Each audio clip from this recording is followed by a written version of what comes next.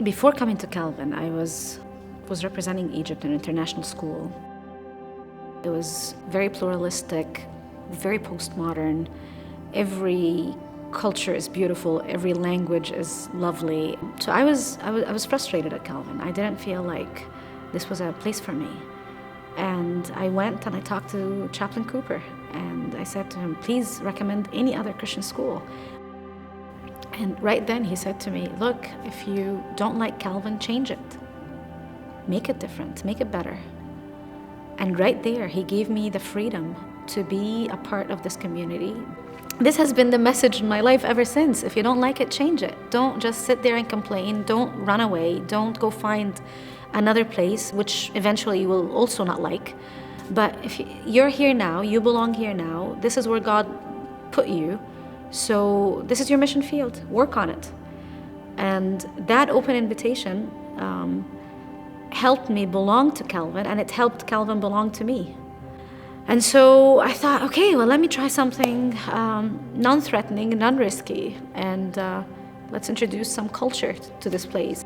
And so let's just play music and dance, and that's what we did. And apparently that's what we've been doing for 20 years at Rangila. And so I had already been studying for my PhD. I finished the first year of my studies, and that's when I sensed the call to ministry. One week I was preaching at church in some meeting, I can't remember which one, and on our way home, my husband said to me, are you sure you're not called to do this? Not just teaching, but actually preaching and full-time ministry.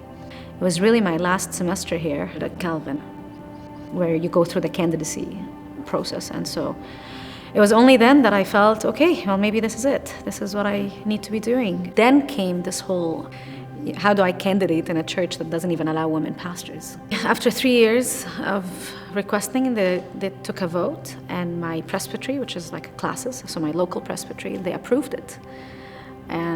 But then some people didn't approve it, and they had to go up to the higher level of synod and saying that this is a decision that synod has to make before any presbytery can take that step. So synod has been discussing it for the last 4 years, and so it's been 7 years since I first requested it, and they're still discussing it. So in 2009, we thought, okay, it's time now to return to Egypt, where we had been ministering before coming back to Calvin. But for some reason, all the doors closed in Egypt. It just wasn't the right time to go back. And then the revolution happened. We went back in March of 2011, so 2 months after the revolution. We were afraid for Egypt. We were afraid for our friends and our family, for what the country's going to be, what's going to become. We couldn't just stand and watch. So we prayed. We sensed that this is now our world's greatest need, and nothing will bring us more joy, greater joy, than to be with our own people, and then to come in that gap to raise the next generation of Egyptian Christians. And so we decided to take that leap of faith. How has my time at Calvin shaped me? It has given me not just what I was looking for, which was a way to walk a path with God, but it has given me a map for how to recreate Christian community everywhere I go.